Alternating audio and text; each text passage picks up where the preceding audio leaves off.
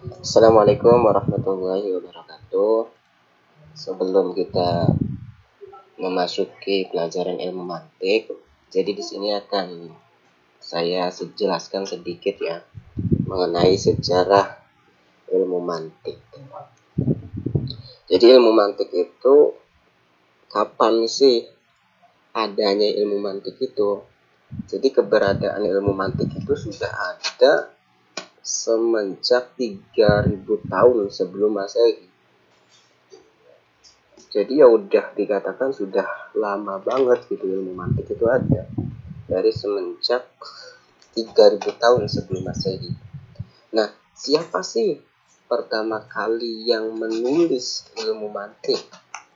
Yaitu para sejarah yang menyebutkan orang pertama kali yang menulis atau membukukan ilmu mantik itu Aristoteles. Aristoteles ya, tahu kan, yang filsuf itu. Nah, terus sejarah ilmu mantik sendiri ntar dibagi menjadi dua bagian. Yang pertama yaitu marhalah an-nash'ah wa tadwin, yaitu ya marhalah nash'ah, munculnya ilmu mantik dan pengkodifikasian, pembukuan ilmu mantik. Nah, terus yang kedua yaitu marhalah ta'lif wa tarjamah, yaitu marhalah tentang sama penerjemahan, perkembangan dan penerjemahan. Nah, kalau pengen detailnya mengenai perkembangan ilmu mantik itu ada di dalam kitabnya karya Abdullah al-Badawi. Dia banyak menjelaskan perkembangan ilmu mantik.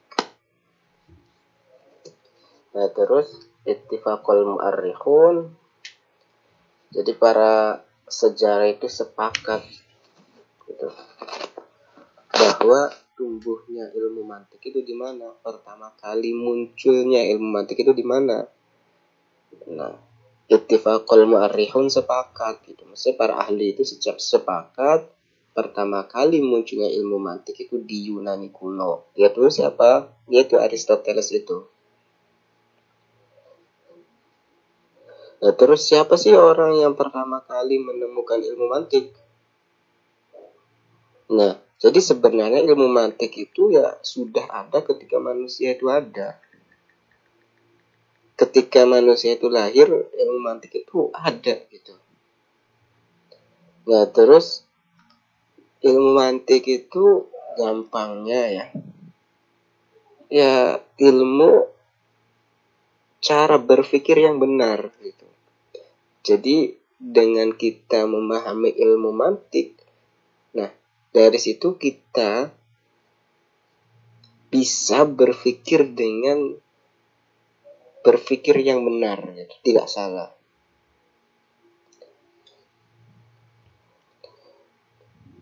Nah, di sini terus ilmu mantik ya.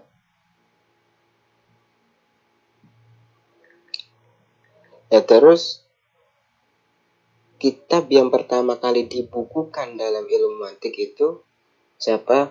Ya tadi itu Aristoteles. Dia menulis bukunya dengan nama kitab Arganun. Nah, kalau misal diartikan itu kan bahasa Yunani ya. Kalau misal diartikan dengan bahasa sekarang yaitu bahasa Arab, namanya Madkhal Ilmul Mantik, pengantar ilmu mantik.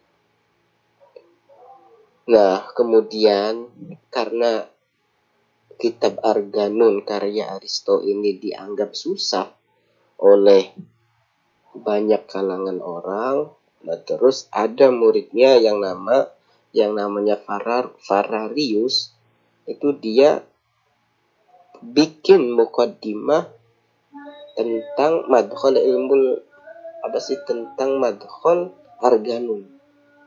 Jadi sebelum memahami Arganun, dia menulis kitab gitu, madkhol fi madkhol ilmu mantik. Itu Averroes itu siapa? Yaitu murid langsungnya Aristoteles. Ini ya bisa dikatakan sedikit ya masa nasah dan tadwin. Nah terus yang kedua yaitu marhalah tafsir wa tarjamah. Nah, pertama kali yang menerjemahkan ilmu mantik itu siapa? Nah, pertama kali yang menerjemahkan itu di masanya Khalifah Abbasiyah.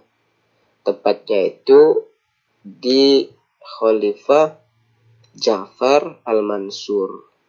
Nah, Ja'far al-Mansur ini dia menyuruh atau memandatkan untuk membukukan ilmu mantik. Siapa itu memandatkan siapa? Yaitu Abdullah bin Muqaffa.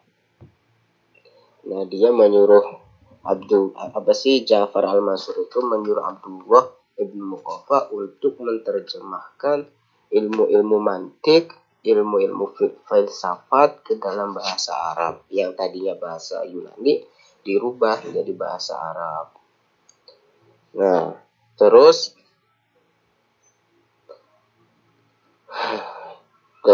apa sih Abu Ja'far al-Mansur di sini? Kemudian dia membuat pondok ya, atau membuat pesantren gitu yang dinamakan Baitul Hikmah.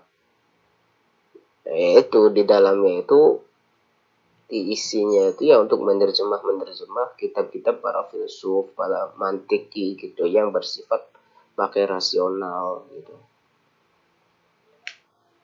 Nah, kemudian setelah Abdullah ibnu Muqaffa itu selesai menerjemahkan falsafat dan mantik, barulah masuk ke fase mengarang ilmu mantik. Nah, siapa sih pertama kali yang mengarang ilmu mantik di dalam agama atau di dalam Islam? Yaitu ntar ada Al-Kindi, Al-Farabi, Ibnu Sina gitu. Dan sampai ke yang sekarang ada Dr. Naif yang kita akan masuk ke kitabnya. Nah, Dr. Naif ini dia menulis ilmu mantik itu yaitu sangat mudah bahasanya gitu. Kalau misal kita baca ya tanpa, jadi beda banget kalau misal kita ngelihat mantik yang salaf gitu, yang bahasanya tuh susah. Tapi kalau misal yang kita akan baca ntar Dr. Naif ini ya insya Allah mudah banget difahami dan mudah juga untuk dideras ulang. Kayaknya itu dulu sedikit mengenai sejarah singkat mengenai ilmu mantik. Ntar besok kita insya Allah mulai masuk ke dalam ilmu mantik karya Dr. Naif. Oke, kurang lebih segitu. Sekiranya difaham ya. Jadi ya gampangnya ilmu mantik itu ya cara berpikir dengan benar gitu. Enggak, sebelum kita berucap itu dituntut untuk berpikir dulu gitu. Ya gitu.